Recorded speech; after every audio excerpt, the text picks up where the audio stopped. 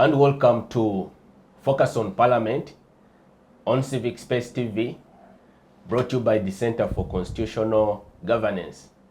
I am Isaac Kwagala, your host. Since gaining independence in 1962, Uganda's traumatic and checkered history has been largely driven by the military on account of its outsized and overt intervention in our country's civil politics.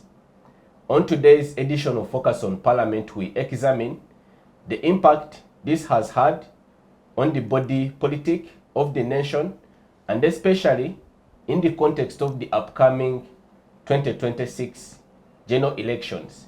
I now have the honor and the pleasure to be joined by an esteemed panel of personalities to help us make a sense of this topic.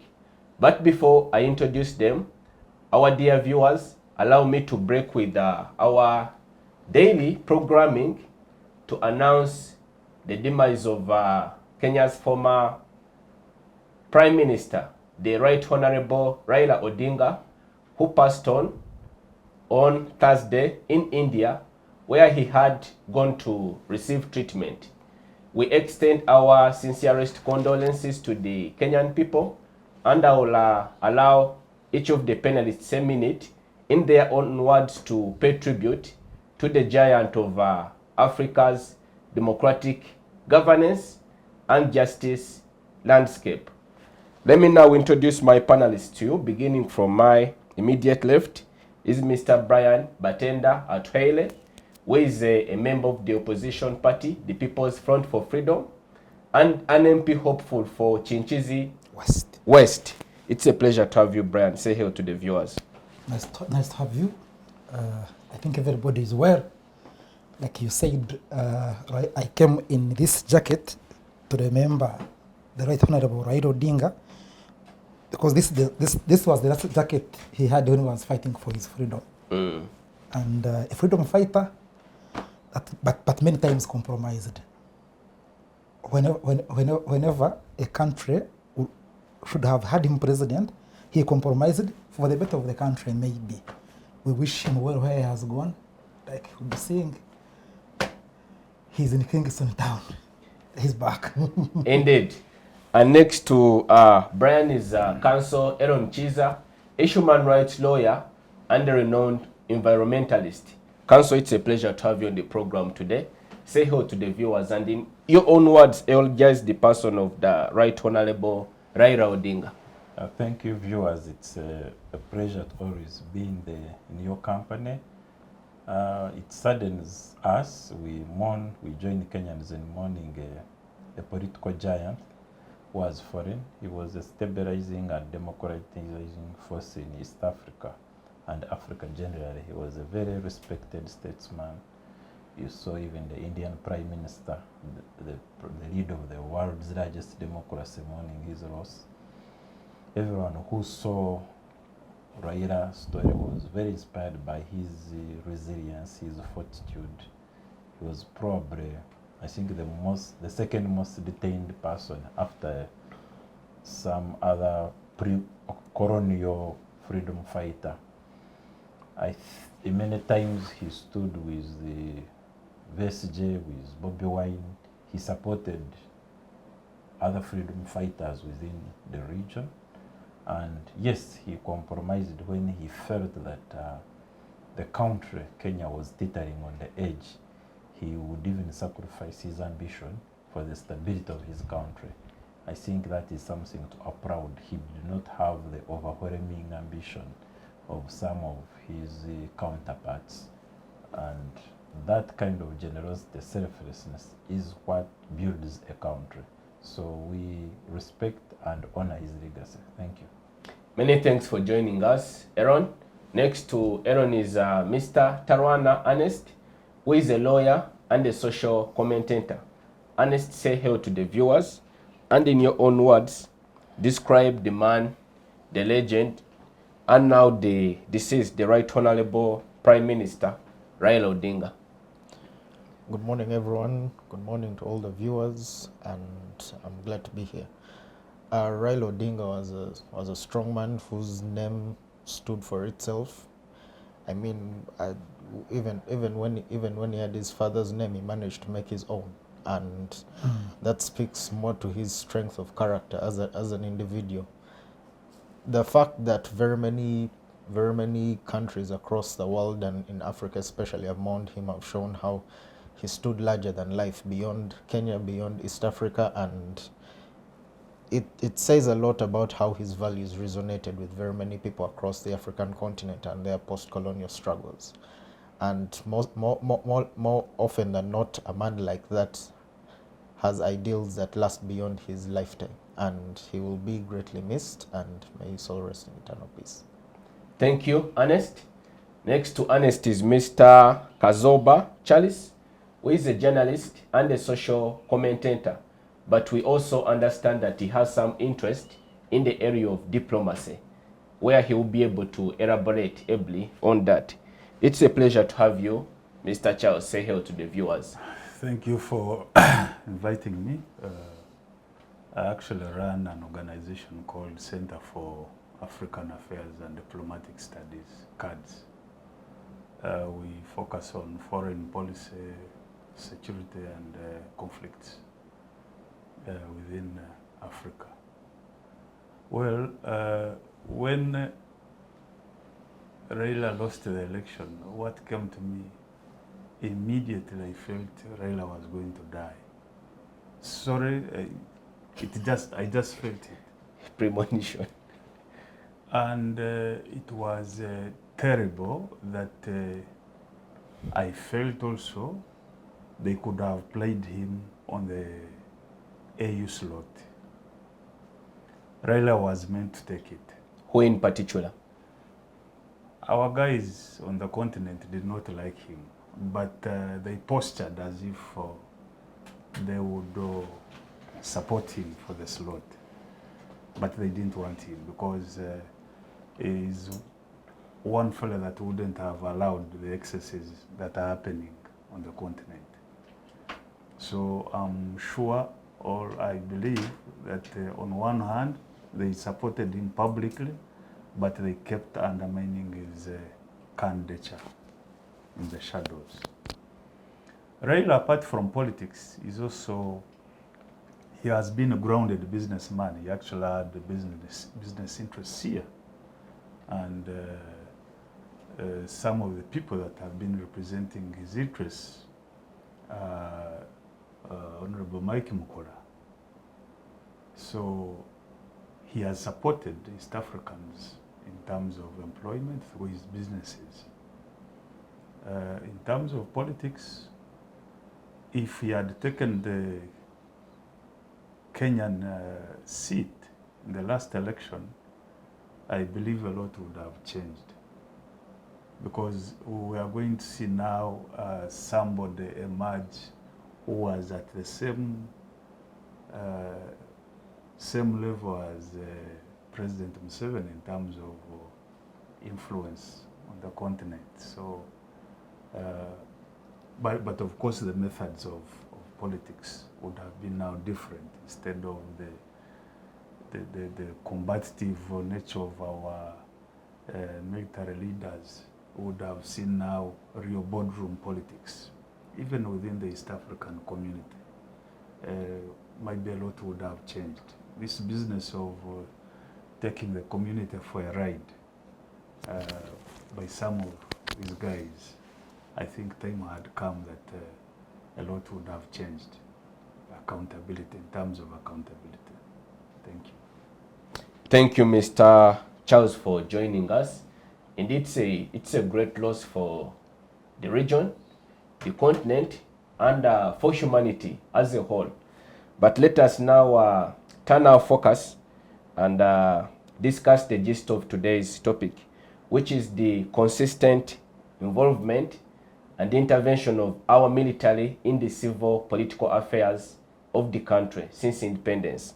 Council, I am going to ask you to give us some sort of contextual overview of this issue, because when we retrace our history, we see that right from 1966, which was the first major flashpoint where the military was directly invested in mediating a political conflict, much to the detriment of the country. And some of those effects, we still grapple with them to date. So what is your assessment of this problem right away from independence to date? No, it's not an independence phenomenon. It is even pre-colonial. Societies within these states, Uganda, Bunyoro, were military states, they are not democracies. So we should disabuse ourselves of the notion that it begins with its independence. Colonialism was bigger military. The British were here as a military dictatorship. They were never a democracy, they didn't pretend to be one. They handed over a sanitized military dictatorship at the independence. The Independence Constitution was the first attempt at democratizing power in Uganda, actually.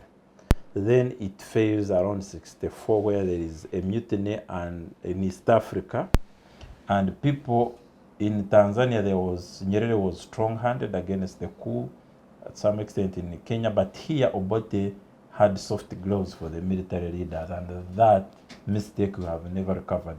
The military was rewarded here for misbehaving or for trying to get you politically excited, and we have never recovered. Of course, the more dramatic was the 1966 event, the invasion of Rubiri, the Pigeonhole Constitution, now the 1965 Constitution. All of those were the military had a strong hand, and it was an expression of militarism at the expense of the will of the people. Amin he ruled by decree, was a military dictator. He came amid a huge euphoria, 18 points. Even Amin promised democracy. Ugandans have been taken for a ride for so long. And people cheered him, especially here in the central region, because Obote had mistreated, people had political problems with the Obote, especially here in Uganda. And they welcomed the tyrant with open arms and cheered him on. And as soon as once he finished bringing the remains of the late Kabaka, he settled in, and his true character came in, and history records that there are many people who died under his reign.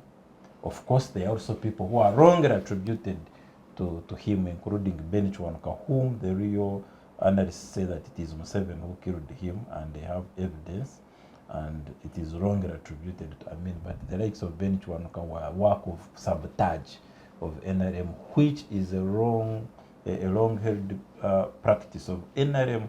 I think even Kaindo Tafire, John Kazwa wrote about it, how they would go in Ruwero, dress in Obote military uniform, kill people, and then later come to mourn. So the NRA as a military outfit uses a lot of underhand methods of sabotage, of camouflage, and of intrigue, and of pretending sort of a problem they have actually caused. The NRM ascent to power was purely military. Of course, Obote too comes in also on the strengths of the military.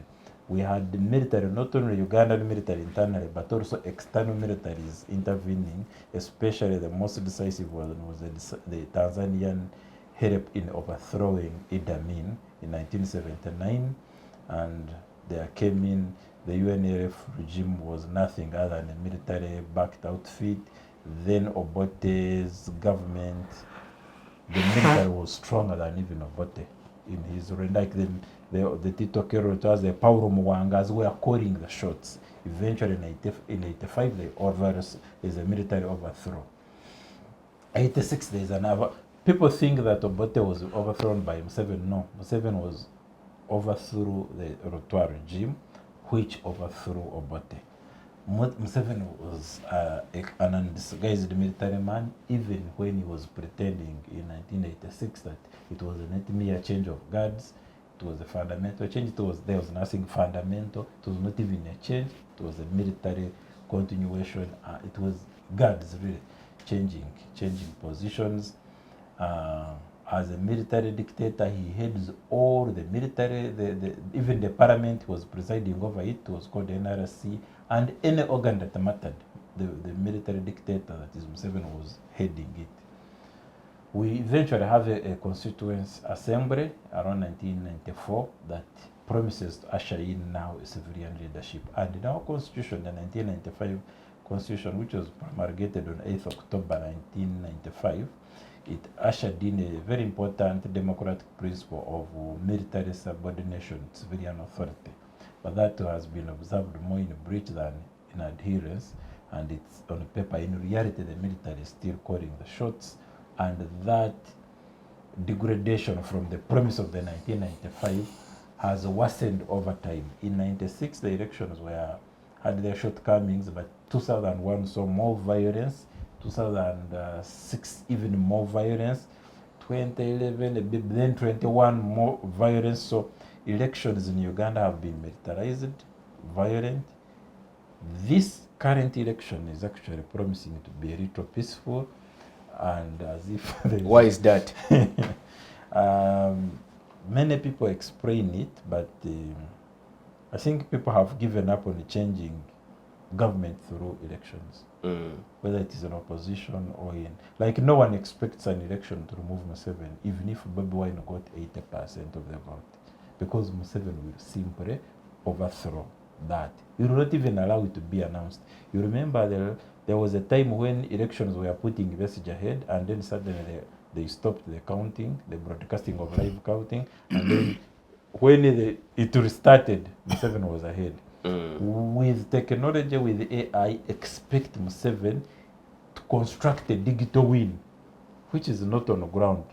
Regardless of his performance on the ground, Museveni will construct a win that defies the will of the Ugandans, and he will have the military to buttress and back that digital percentage he gives himself.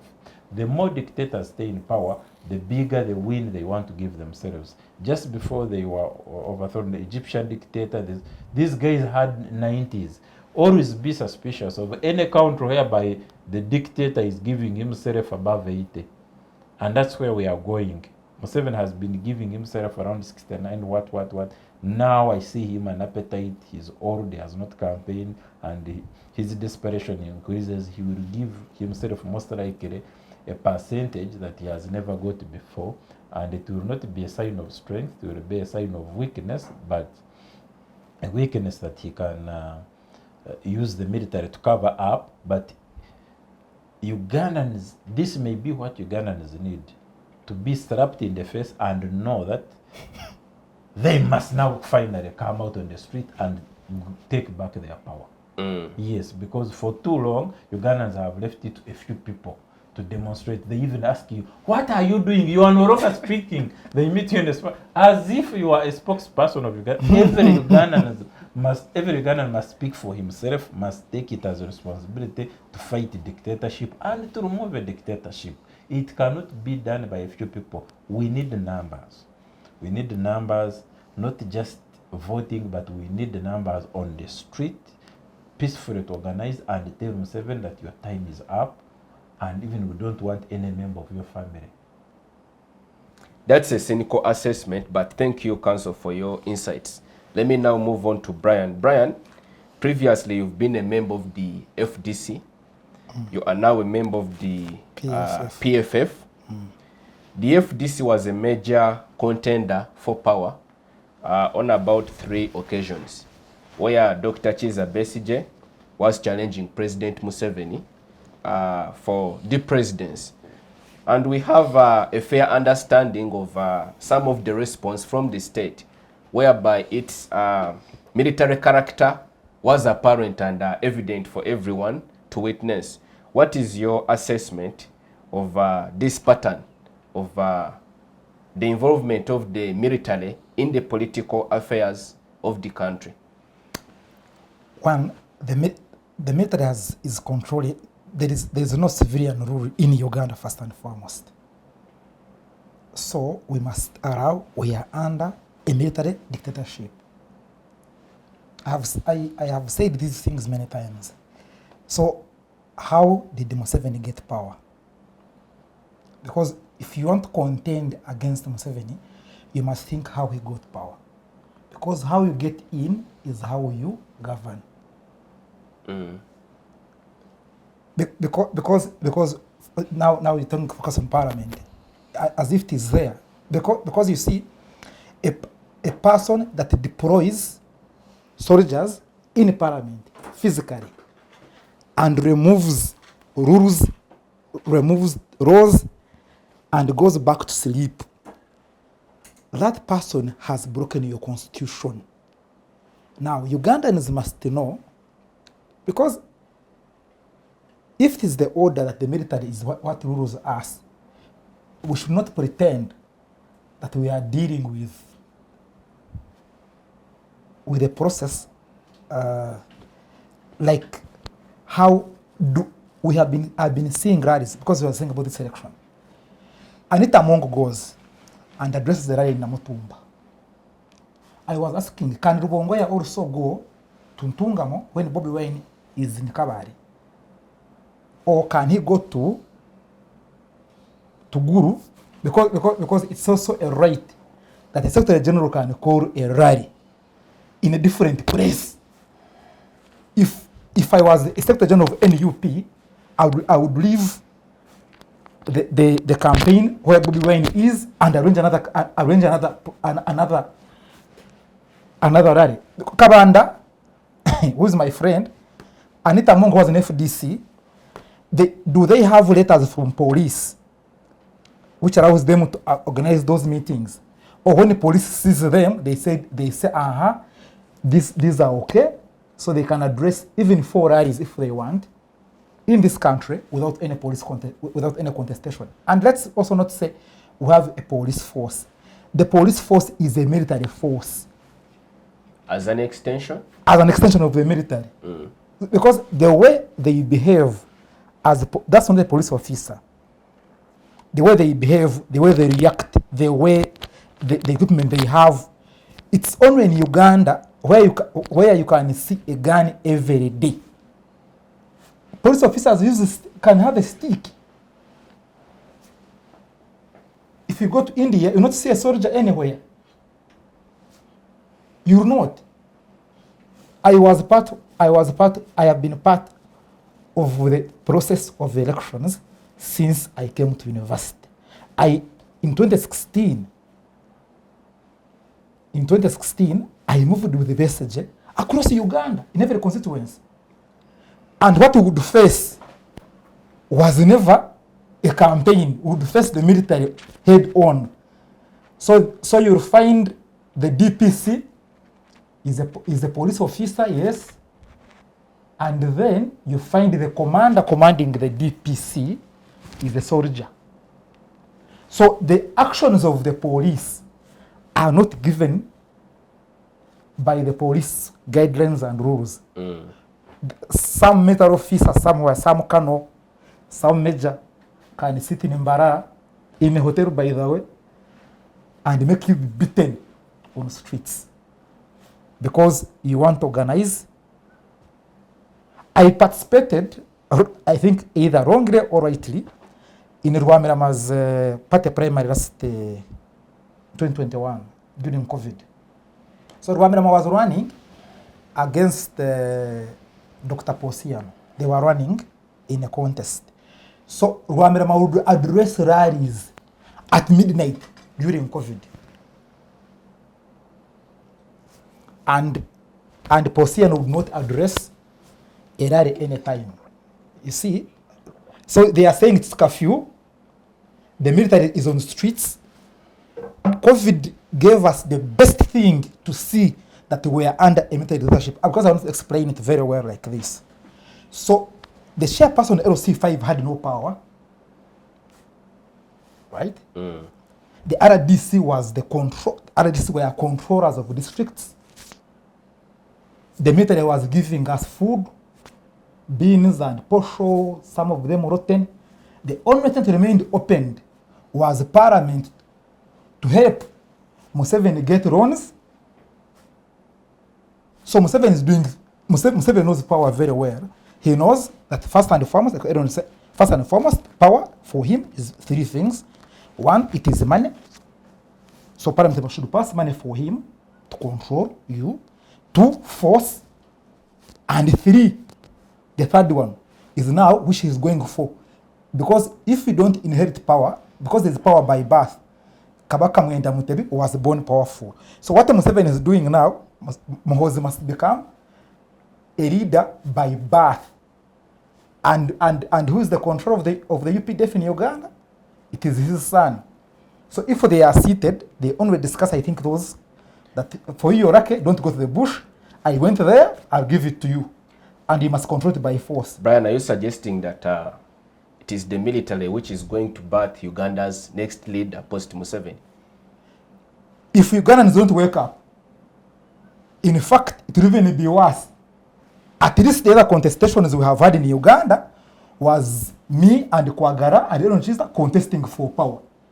Now, if it is handed over to the son, and also the son has a UPDF officer in the UPDF.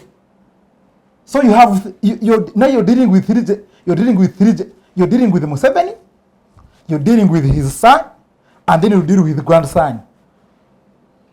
Because Ruhamia is in the UPDF. Where did he train from?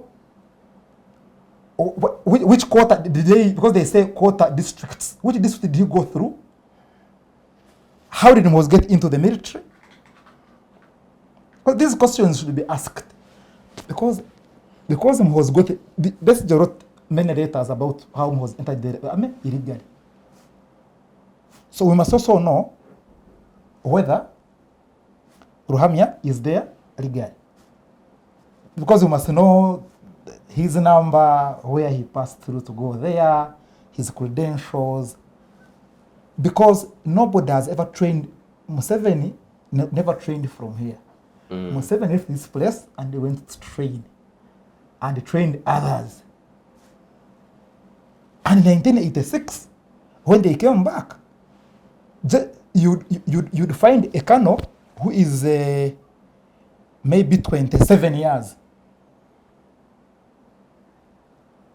So it means he left the people who, the elders, used the Kadogos, promoted them, gave them power by force, and they came to Kampala with drugs.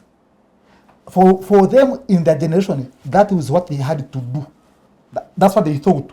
When they sat and they discussed, they said, let's go.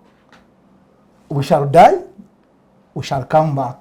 So it's a matter of, for them, for Museveni and his military. And then that training continues. It's a matter of death and life for them. And Ugandans think, for them, they must have lives. So they must sit back and because this man was arrested. The first contest they had that he did press-ups. This one. the first contestation they had. And they sat and said, you man, we saw you taking press-ups. Even taking press-ups is a very, very controversial thing. Thank you, Brian, for sharing your viewpoints. Let me come to you, Charles. Charles, when you carefully consider and study our nation's history, it won't escape you that the military has been one of the most abused institutions. In fact, we have quite an interesting reality where the current CDF, who also happens to be the first son, has ventured into the arena of civil politics. He has not only broken the military code and the constitution, but he seems to suggest that he can even direct the flow and pattern of political events in the country without any reprimand from the commanding-in-chief, who also doubles to be his father, but also much to the resignation of the Ugandan public, like Council pointed out earlier. So, what is your analysis of this situation? I've been conducting civil military activities.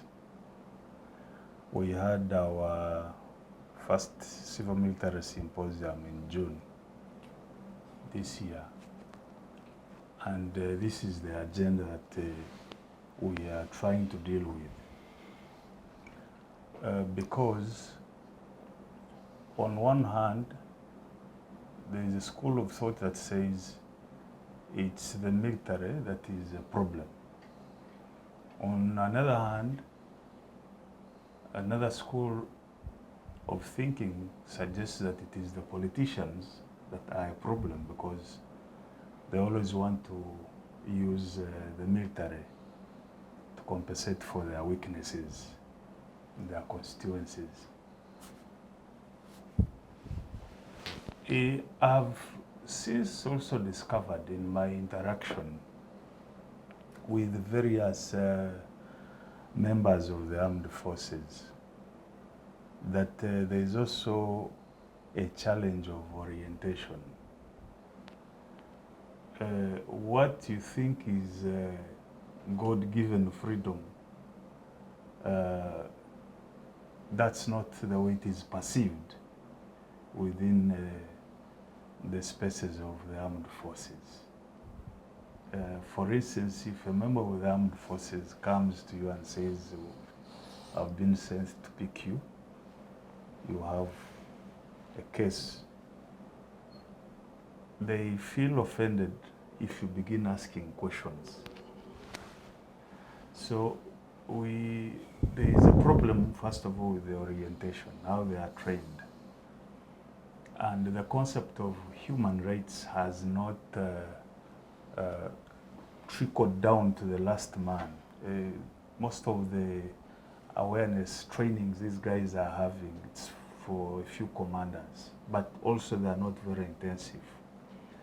So the armed forces have not been enlightened enough on the concept of human rights. It actually contradicts the way they are trained. That's point one. Is that a challenge all through from the past, from independence up to now, or that's a unique challenge of the NRM government? I cannot claim that we really had an army during Obote's time, during Amini's time. We were just gambling around, putting people together to have guns and protect the territorial integrity. But these were not armies in the real sense of organization, of training, to have professional people take charge. The way we see in Kenya, for instance, recently when President Ruto ordered the military to go and quell riots on the streets, the army said, no, we can't do it unless there is a legal instrument to back us up. So Ruto had to go to Parliament. Now, if you want to understand the professionalism of the army, you should look at it from that perspective. That, for instance, a CDF can tell a head of state that, look, we can't do this because there is no instrument to protect us. And that's not what we are supposed to do. So we have not yet reached there. As I was coming today, I was having a discussion with somebody.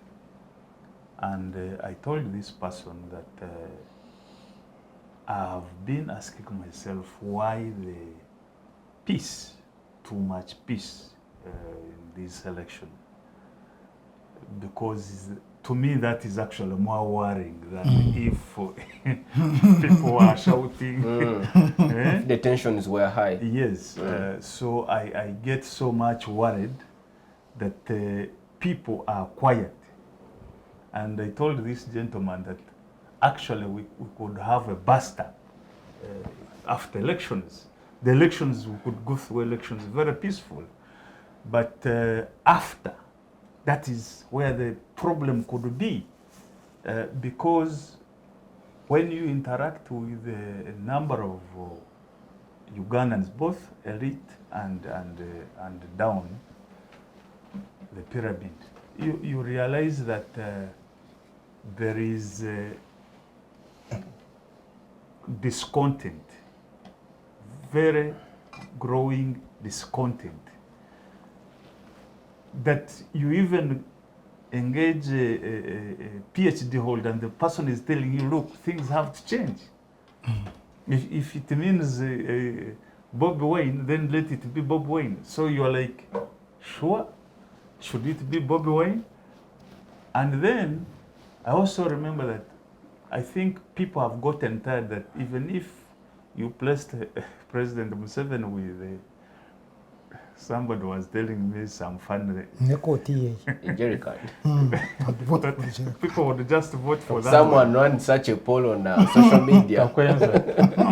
So the military remains a huge tool for political power, not just here, but all over Africa. I was surprised that when I read The Fall of Mugabe, I found out that actually it is the military that stepped in when Mugabe's wife wanted to take over. So the military just stepped in and said, you guys, please, enough is enough, get out. This is the group we want. Now, you bring it back to our situation here. When you compare to what has happened in Sudan, what has happened in Egypt, because those militaries were also very personalized. What is likely to happen? What is the likely scenario here? I would not be shocked at all if the military tomorrow woke up and said we are now in charge. In Uganda? Yes, I wouldn't be shocked. First of all, we are dealing with a very disorganized opposition. Actually, me, I no longer now look at it as opposition. The real opposition are the people now, not the registered groups, because they have failed to show a consolidated vision for the country. Look at just the other day. These guys, PFF, offered to work with Nup, and Nup was telling them, no, your time is done, please don't bother us. From Senyum. And I was like, these guys have just come to, they've just come onto the stage. What is wrong with working with the veterans? Because should anything happen, there has to be a discussion on the table. Are you going to ignore Besigye? Because Besigye has been around. He has made so many people, even within NRM. He is the speaker, the deputy speaker, the ministers. So how do you ignore him? Now, in case of a bust-up, it means there are players that will have to decide the future of the country. By continuing to divide yourselves, you make the situation actually worse. Because then the military will have the excuse of hijacking the power. Say, you guys, citizens, I think you can see them. They are confused. Until they sort themselves out, that's when we shall hand over the power. Thank you, Charles, for your reflections. Ernest, let me come to you. Recently, as recent, I think, as Monday, this week, we have had a flare-up in Madagascar, where the military has seized power from a reigning president. He's been deposed. We are not so sure of his whereabouts, but He's in France. A colonel of the elite unit of the army has come out to install himself as the president. Now, let us bring it back to the constitutional setup of our country, where, like Aaron indicated earlier, that it is clear that the military should be subordinate to civilian authority. Do you see this continuing? Because our current reality is rather confusing. We have a former militant who seized power through a coup, effectively, then has consistently held sham elections, and he's the president. So do you see that pattern continuing post the NRM government? Well, since you use the example of Madagascar, that was actually flowing through my mind at the time you were talking about it.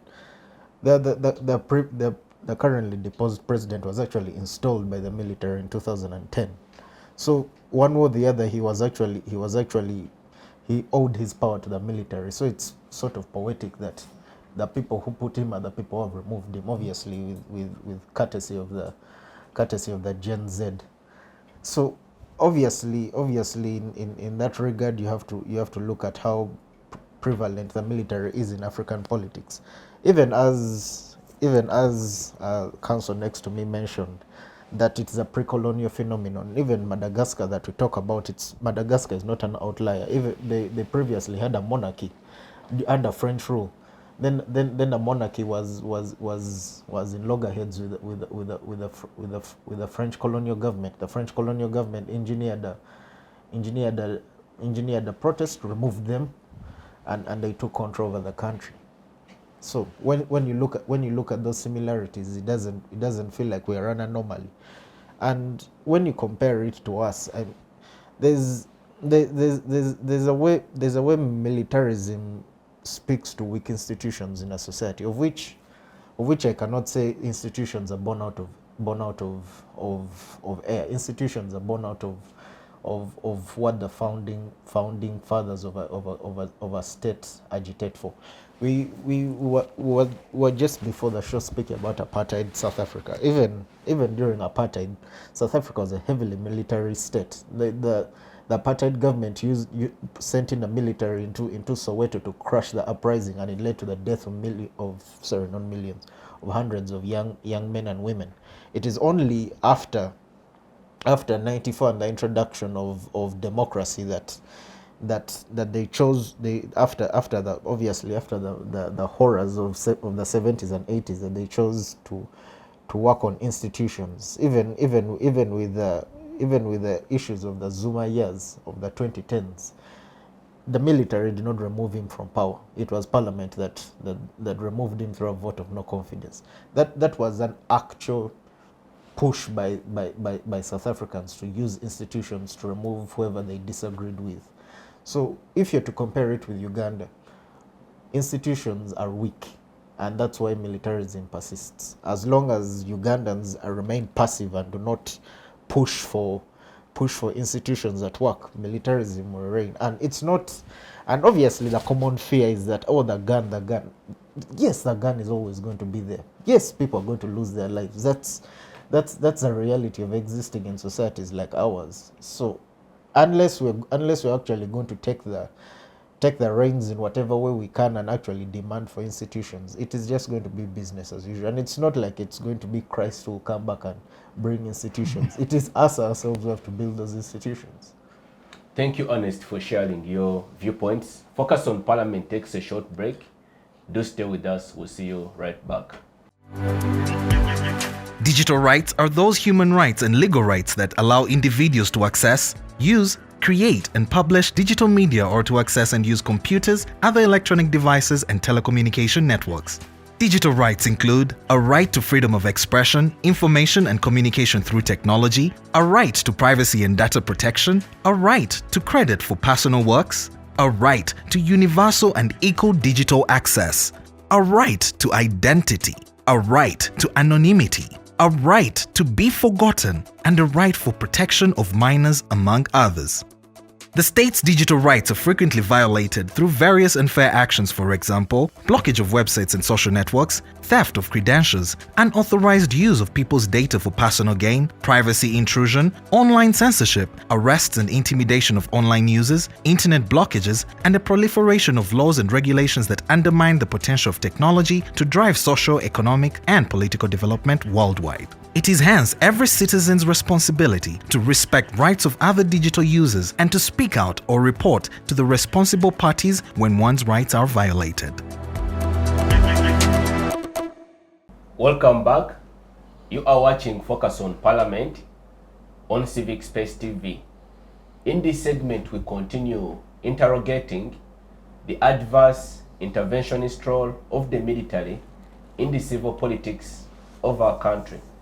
Council, let me engage you first in this segment. You yourself, you've been a victim of militarism, where you were hounded from the court, the general court martial, battered, and subsequently incarcerated for doing your professional duty of legal representation. But we have the 1995 Constitution. Interestingly, this discussion coincides with a recent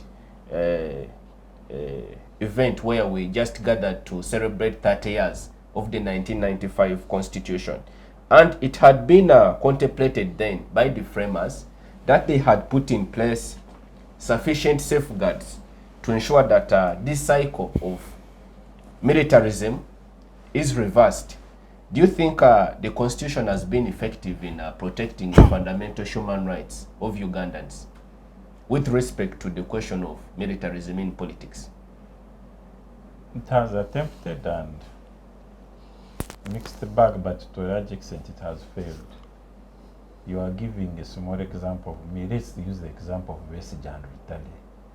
Why are they in detention? Pre-trial detention since 16th November last year. Guys are abducted by the government of Uganda, who are guys who had legally flown out of Entebbe Airport through Jomo Kenyatta Airport and going to attend the book launch of Kenya's former Justice Minister. They are detained in Communicado, and we still have a constitution. So the constitution has not been effective, but it doesn't mean it has been useless. It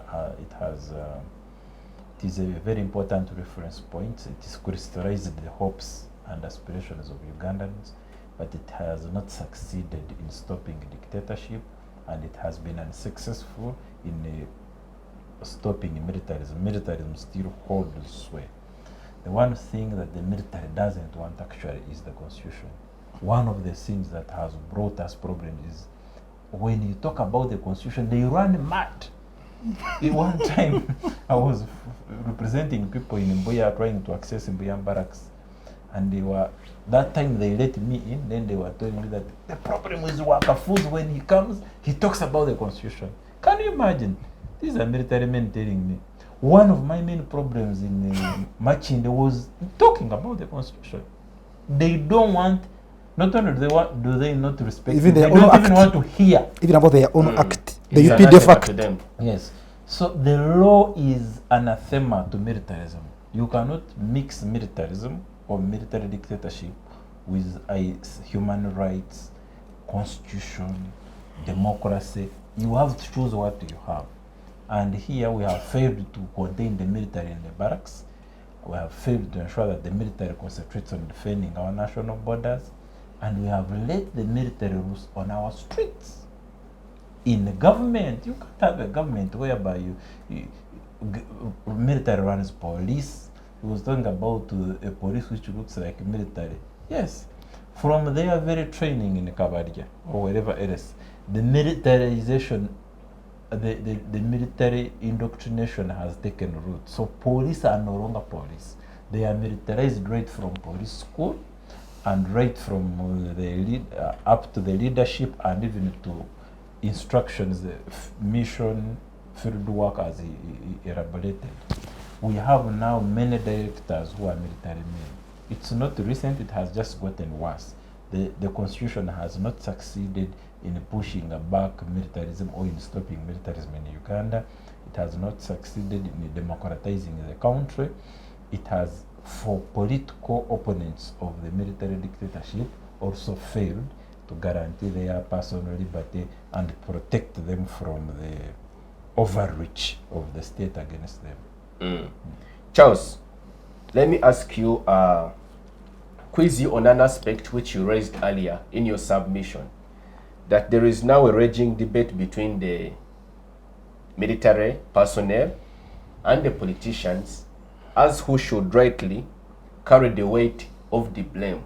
Because on one hand, you said that the military people say that the politicians are leveraging militarism to meet their own ends, whereas the politicians, and by extension the entire wider public, think that the military is the single most problem to Uganda's governance fortunes. So, given where you stand at a vantage point as a social commentator, but also an observer of Uganda's political landscape, how do you think we can salvage this situation? How can we end militarism?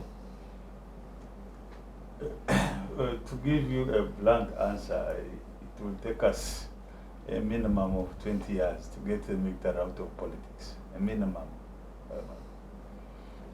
So that the military is subordinate to civilian rule. And 20 years, I'm looking at post-Museveni. Me, I don't, these days I don't talk much about President Museveni because I know he does not have much time. So I'm looking at a situation that he lives. Yeah, and it is true. You look at Raila. So that is the age. You don't expect him to have much time. So whoever is planning should not be planning for Museveni's removal because it will be automatic. This is the natural way. Now, why am I talking of 20 years? You still have the NRA people whose mindset is purely militaristic. And they still hold a lot of influence in the politics. So for them, for instance, if they need power, then it is more to do with the military than convincing the civilians to vote for them. You're referring to the remnants of the NRM so-called revolution? Yes. Look at what happened in Zimbabwe when they were removing Sechikubo. Look at, which was not reported so much, the Isinjiro situation. Those of us who were following these matters through other channels, you would get a feel. You hear there is a hand of Bright Wamigama somewhere. So there is that unpopularity that the young generation does not believe in that NRA group. These are people who need jobs. The way of doing business is totally different. They demand a lot of freedom, which the NRA people don't believe in. We don't subscribe to that. Now, the question is, at what stage do you totally eliminate that NRA group, even out of the military? Because it is their thinking that is still dominant within the UPDF. We have very highly schooled UPDF officers. If you spoke to them one-on-one, their mindset is different from the people who are in NRA. These guys believe in having a good life, freedom for their families. But the NRA people still think differently. Now, before you achieve that, before you attain that, it is very, very difficult that you can totally get militarism out of politics. Remember, the NRA people have gotten out of the military. They are in politics. But they still control the military indirectly. So if you have to deal with the military and the politicians you have to deal with, the NRA, they have the resources. So they have the power over these people. And that's why, in my estimation, I'm talking of 20 years, because by then, most of these guys will be nowhere. Yes. Brian, do you agree because the military today is in parliament, that ideally should be a purely political space, undefiled and sacrosanct? But also the president is in a habit of appointing military personnel to serve in civil authority positions. We have a number of them being permanent secretaries, we have a number in cabinet, we have so many in the various parastatals of the government. So do you agree with the assessment of Charles that it might take another 20 years for us to totally eliminate the problem that is the military from our government? First of all, I might agree with him on biology, but I have met people who are 96 years and still they are in wheelchairs, but they can still reason very well. Now, if Museveni is here because he's 80, that's what he says. If he's here until he's 95, even if he's in a wheelchair, they will push him to a campaign trail, provided he can get a microphone and speak. We have seen people, Africans, campaigning in, you see, people are not there in their countries, they are campaigning, and they can no longer even speak, but the military keeps them running, provided they are still alive. So I would do, if it's 20 years, we are lucky. Because there's also inheritance of that character. And it's not that the UPDF itself is free. Itself is captured. Why? You're talking about in parliament, you have 10 of them. Who? But also you don't only have those 10. You have, it was the law with the appointment of Aronda as a minister without resigning from the UPDF itself. That was illegal. And Museveni has done it with Aronda, with Katumba Wamala, with David Mhozi. And Mbadi. So you find in fact that the UPDF has soldiers in parliament more than even 15, and they're still in active service. That's one. Two, every member of parliament who belongs to NRM must go to Chankwanzi for military training. So literally, you have soldiers in parliament. That's what you have, because when they're in Chankwanzi, what are they doing? Are they there to eat pizza and picnic? They are using guns, their uniforms. You saw a Lillian in a uniform. She's my friend. We went at the same university. So by the time just becoming an NRM member of parliament, you become a soldier. Because they will train you. You will go to Chankwanza and they will train you. So members of parliament themselves are if you are the side of NRM, it means you are a military, you're trained militarily for 5 years.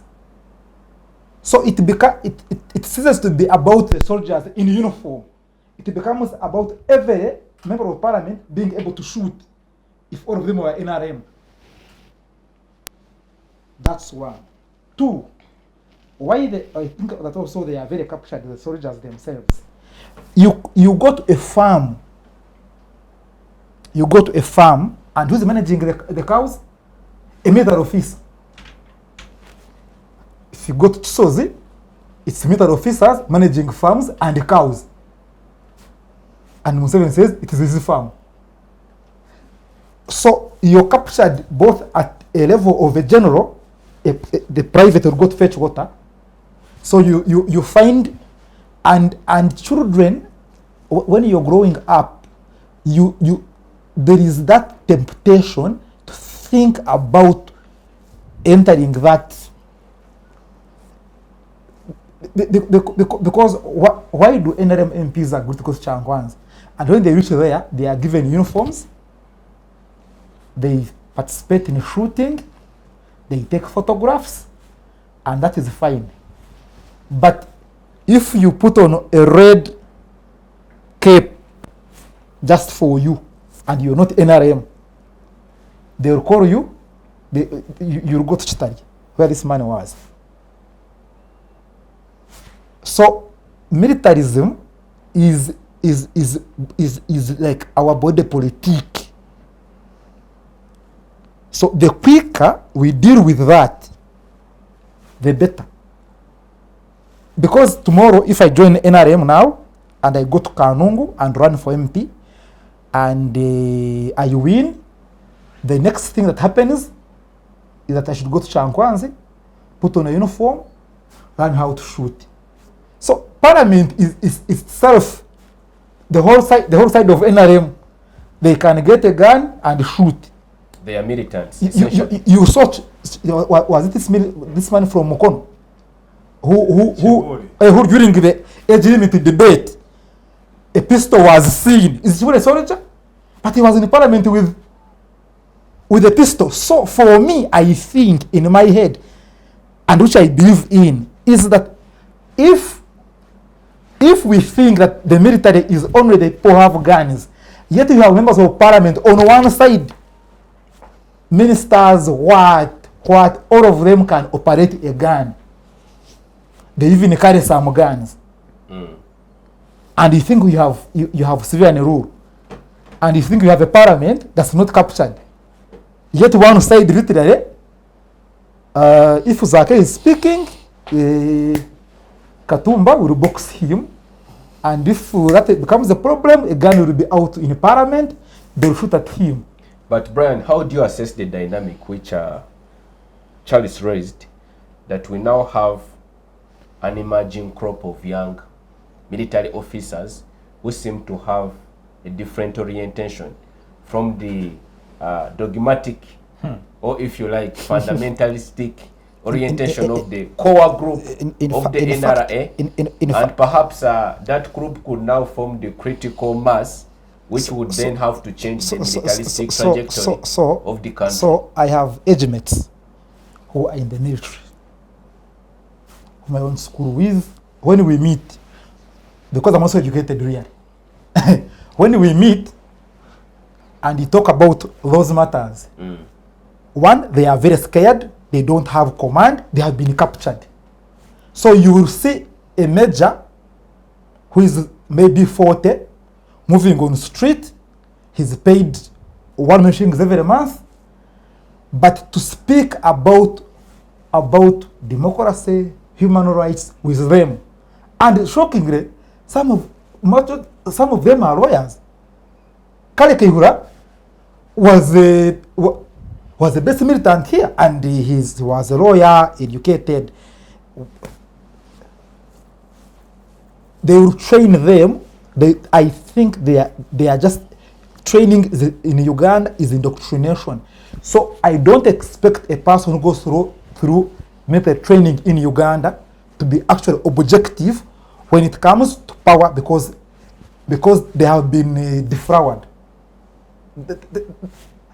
Because the first thing they should be fighting for is their own UPDF Act. Simplify for you, they are worse. They are even worse than the generation of Museveni militants. Yes. Museveni militants had consciousness, political awakening. They had read the rest of us. They had read Marxism. They had political education, not military indoctrination.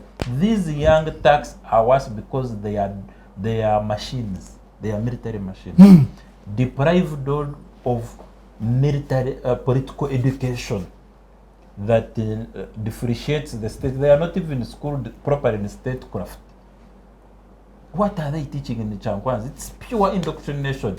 It's not political economy. Civics was banned in schools. They have endured the worst education system, and they have got the worst military trainers, and they have only benefited from that indoctrination.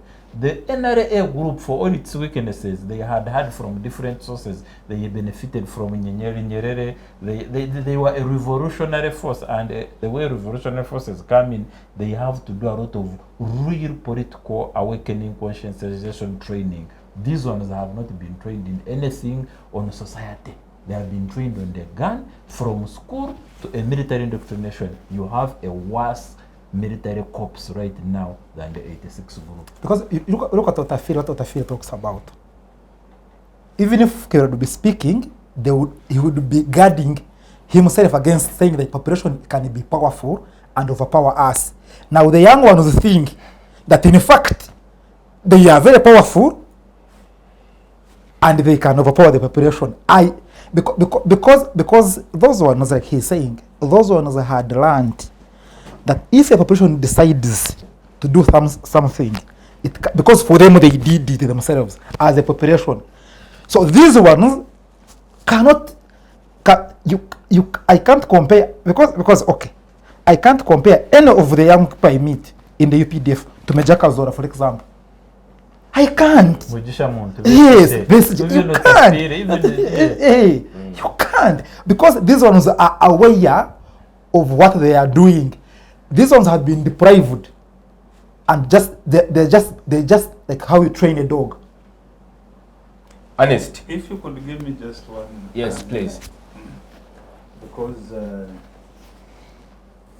I see we are not understanding each other. And maybe Which is a good thing, I suppose. there is a course that I'm doing, and I study with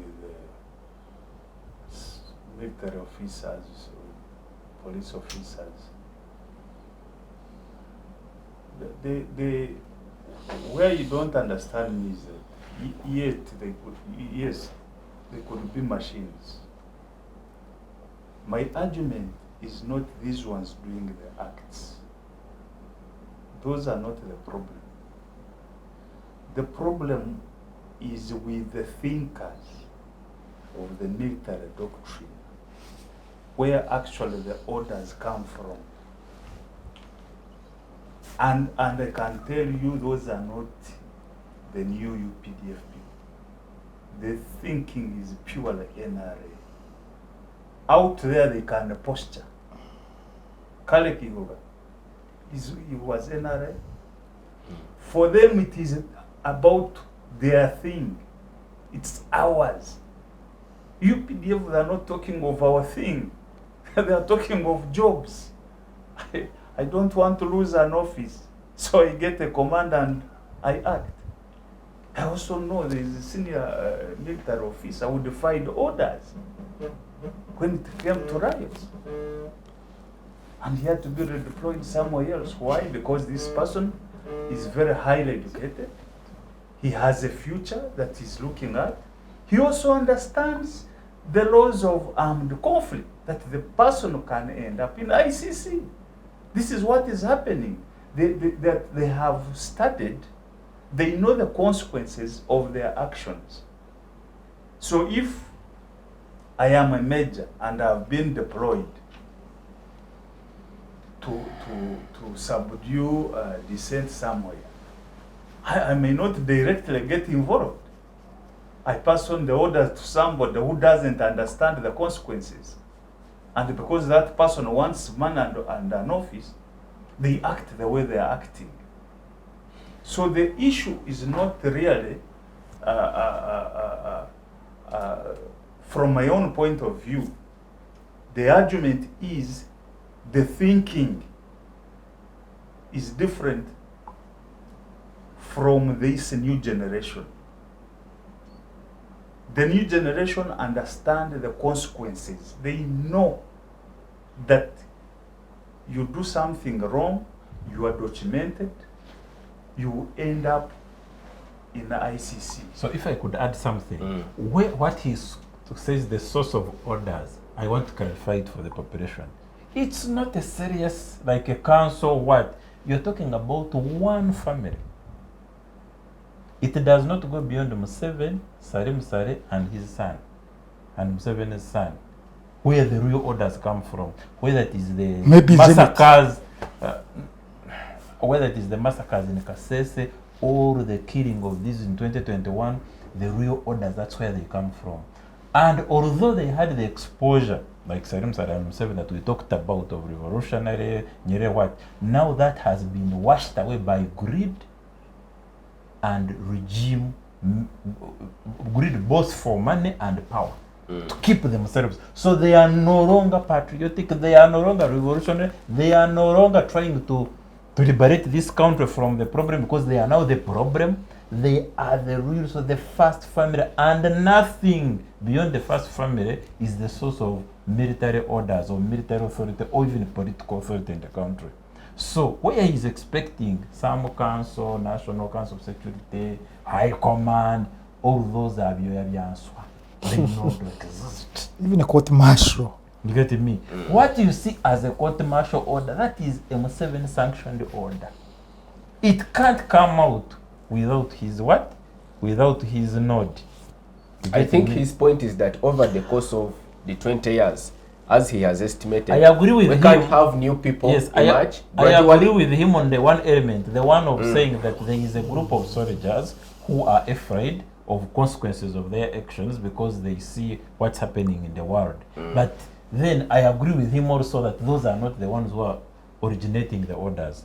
The orders are passed on to them, and I'm sure we also agree that they can't resist them. Because we don't have people who are so bored or educated enough to say that this military is wrong, let me leave it. Even if they wanted to leave it, then the price. Do you know the price of exile? How many people are ready to go into exile? Because you can't leave it at a strategic level and live in Uganda. You're dead within 2 weeks. You get me? So you must leave that position if it is strategic and fly to France, to Canada. Then it assumes one that there is an opportunity to do so, because you must be deployed somewhere and then you refuse to come. You must go for a master's or something. It's not easy. But also, even if those opportunities were there are not many who are even willing to grab them to say no to the system. There are a few who said no, like what was his, the guy who refused term limits. Term limits. Serwanga. He was in Parliament. he was in Parliament. No, it's not Mande. He's from probably Central Uganda, I think. That becomes, those are few. But I wanted, I wanted to clarify, military authority in Uganda is no longer institutional. It's no longer institutional. It is family. It is first family. Don't get confused by any institution, any English, any what. It is first family, and the first family is not patriotic, it's dictatorial, and its preoccupation is regime sustenance. Ernest, let us now spotlight the practical role of the military in the context of the 2026 general elections. Because only, I think, last week, we were greeted to pictures on social media where a general, I suppose he should be leading the brigade that is trying to pacify Congo, the eastern side of the Congo, mounting a platform in the company of the Speaker of Parliament and other NRM top leaders campaigning for President Museveni. It has caused quite a stir, but also previously, several high leaders of the military have made pronouncements to the effect that they are not willing and ready to salute any other new emerging commander-in-chief, apart from President Museveni. So is this still an election that the opposition can participate in? They'll participate, but it will just be performative. That's a truth of it. It will be performative, but obviously, history has always shown majority of all of this is predictable. I mean, families wealthier than our first family have stayed under the illusion that they're going to last forever. It was another case with Tsar Nicholas's family in Russia. Still, history wasn't kind to them, and one or the other they had to exit the stage, albeit forcefully. So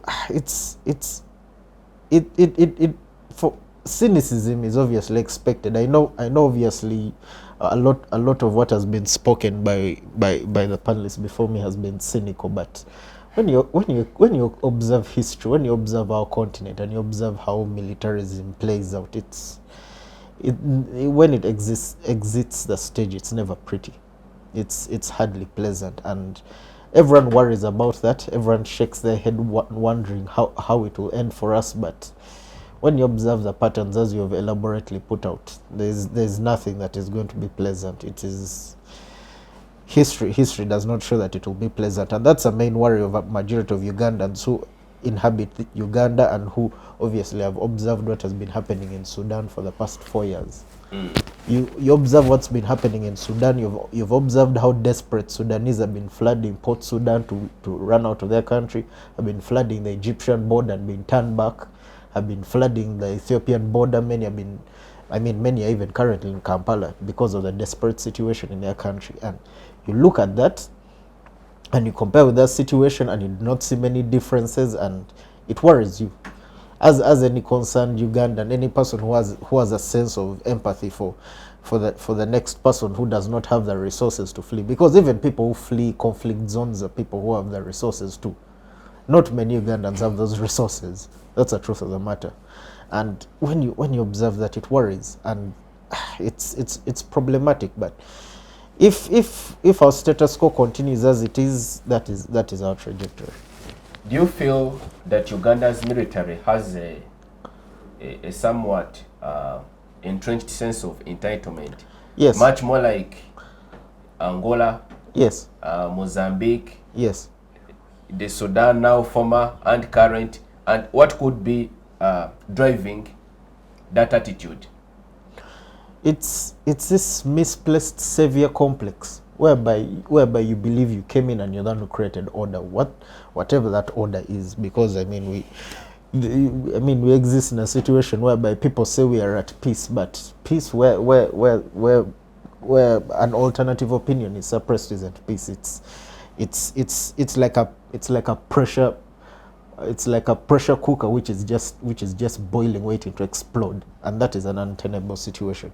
And that's a problem with majority of societies which feel that, where the military feels that we are the one who brought you stability. It was the same situation in apartheid South Africa with Botha, when he was telling black South Africans that you have better living conditions than your fellow sub-Saharan Africans. The crumbs we give you even better than whatever everyone else is eating, and that is not pleasant for the ordinary person. As we expected, apartheid had to fall, and our situation also makes for unpleasant reading if you look at the entitlement of majority of military governments across the continent. Charles? But also before, just to pick it from there, why the military? Museveni has co-opted and compromised the military with the thinking within the military that they are somehow part of the dictatorship. Although we know that is illusory, that power only resides with the first family. By bringing the military into, for example, immigration, into cabinet, into police, into every facet of Uganda's administration, there is a sufficient number of military men who are invested in greed, in corruption, in power, that what Brian was saying, that even if he's on a wheelchair, there is that group whose very survival they think is hinged on the survival of M7, whether he's in a wheelchair, whether he dies, they don't even want to announce, because they think that is the alpha and omega of their economic survival. They don't even care about but the economics. They think their economic well-being is directly connected with the continuity of Museveni in power, and they are willing to defend it to the hilt. That's an interesting point, and in many respects, it is similar to what I wanted to pose to Charles. But nonetheless, let me perhaps just expand it a little bit, because we have instances in countries like Pakistan, like Egypt now, let's say Rwanda, where more or less the military and the government are conflated. You cannot distinguish which is which. Essentially the military, let alone the state, but the military is the government, and people have come to, resign and accept that as their reality. So, building on what Aaron has just explained, do you see that happening? Because the Ugandan population now seems to also have resigned. There is no one who is directly challenging the trajectory. Do you see that taking root? The military is not some alien that came into Uganda, it is made up of individual Ugandans. And we share the same concerns. They have challenges at the personal level, just like we do. Actually, to me, my biggest worry would be for an explosion to happen and then the military cannot even control the rains. That would be my biggest worry, because Wouldn't that portend anarchy? we could end up in disarray, everybody running in different directions, including the soldiers, and that would be the worst case scenario, because then we will have graduated into a Somalia situation. And that can happen, because what we should interrogate is it one group? Are they one? Do they have the same thinking, or they are pointing fingers at each other? I look, you guys, you are eating, for us we are not eating. Because if that is happening, then you can have a state breakdown within a matter of days. And once the military, intelligence and other forces are divided, then you no longer have a country. Because for us, as civilians, already we are divided. The other day I was so annoyed. I went for a service somewhere, in somebody's shop, and the person charged me differently, higher price than the others. It annoyed me, but I just kept quiet. You look like a kadogo. And I could not blame this person. Because me, I look at the bigger picture. This person is probably saying, these are the guys eating our money. Yeah. So we should pick that money Back. for ourselves. Yeah. So if us as civilians we are divided, let's pray that the armed forces at individual level are not so much divided. Because if that division is created within the armed forces, then we don't have a country to talk about. And like he has told you, the trajectory is we are headed for the worst. Only God can save us. And me, I keep praying every now and again. But even where I pray from, then somebody has already given prophecy that there is something bad coming for us after elections, not even during elections. Prophet of doom. It is not a prophet. You know, when something big is going to happen, signs begin appearing. And like I've told you, all these governments that collapsed, those leaders were warned. Don't think that they were never warned. God will relay signs. Me, I keep saying Bob Wine never came because of himself. I believe he came because of a message. That please redeem yourselves. If you don't, something bad is happening. And we've not taken that message very seriously. So at the end of the day, we might tend to think that probably this military will protect us. Then we shall get surprised when everybody is running their way. Some even putting off their guns and How to slow them down. fatigue. And fatigue, so that they can also survive. Because it will be Ugandan against Ugandan, no matter where you are. You understand? So let us, and I keep appealing to our people.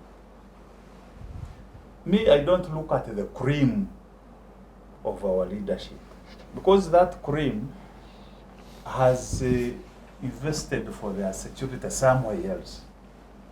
But us now, down here, can we try to understand each other? Can we promote dialogue as fast as possible? We should not even wait for Museveni to put in place mechanisms to talk to each other. No, it is our country. We must begin it ourselves. Museveni has played his part. Would he have remained quiet at that time? No, he didn't. He took a decision. So what about us? Why should we wait for him to create a path for us? We have a future. The people below 50 years are still around for so many years. So if we do not take the initiative to make a future for ourselves, then we should not go around blaming other people. Those people are done. Interesting. Brian, in the final analysis as we conclude, what do you think is the final fate of this trajectory? Do you see post Museveni?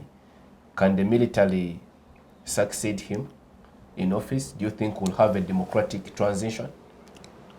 If citizens do not take charge of their destination and participate in changing and contributing to how those guns, either they are under them or, because it is two-way, you can the guns must be subdued. And like he said, one, first of all, they can be thrown on the ground by the people who hold them. Now, when they're thrown on the ground, who picks them? But that presupposes that there is a more powerful external force which is motivating that outcome. If you are out to be external, then you you'd be colonized. No, by external I mean it could be a popular insurrection. I mean it's not the military laying down their weapons on their own volition and initiative. It could be a popular uprising or an insurrection by the people. Yes. And so the military frees. Now that would be more beautiful than because then that becomes a contestation between civilians and the military. So I think the UPDF in their training, it is that never allow the civilians to overpower you. So the thing is that don't throw the gun out. The thing that you can kill as many people as maybe 2 million before you throw the gun down. So it means it ends up being a bloodshed thing. That's what I think. When I'm walking, that's what I feel. Like I said, the person who can operate a gun in Uganda is not even known. As we speak, because every RDC is trained to pick a gun. Every guild leader. Every guild leader is trained to pick a gun anytime. If you're a GRC, because the first time, yes, the first time, my friend told me that we should go because I was a guild leader, GRC just at Makerere. So I was told by my friend that you see, and that was, I don't want to mention his name. He said, you see, Brian, we should go and we'll train you how to shoot. So I went there. My friends were taken because it started as if it's a joke.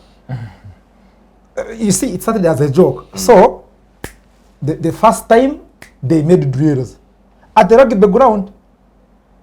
They made drills there. So I participated in the running. We thought we had been called to run to be physically fit. So the guy says, now we need to operate guns. So they operated for 2 days. I left. When I left for 2 days, the fourth day, all of them were put on trucks to Kabadi. And it means that in our guild leadership, majority of people who accepted, not only guild leadership, it was as low as being a chairman of a whole. So if you become a leader in Uganda, you're picked and trained how to operate a gun. that is what we are facing. And so you might forget how to shoot, but when they throw the gun down and you have ever operated it, you operate. So you can chairpersons of LC3, if you hear a person has been Chankwanzi to Kabarye, period, he's trained to operate on behalf of the regime. I could be discontented, yes, for me, but when you throw it down, because now the gun is seen as the only way of survival by the NRA, by the UPDF. In NRM gatherings, don't you see a militarization aspect of it? NRM gatherings, uniforms, parades, and so on and so forth. But yes, you can ask me what you wanted. Yes. The question is, can the citizen, currently disempowered and emasculated, still supplant the military from their legitimate position and recover it? The simple answer is yes. However impoverished, however wrecked and wretched the citizen is, as a group, they are most powerful, most potent force in the land.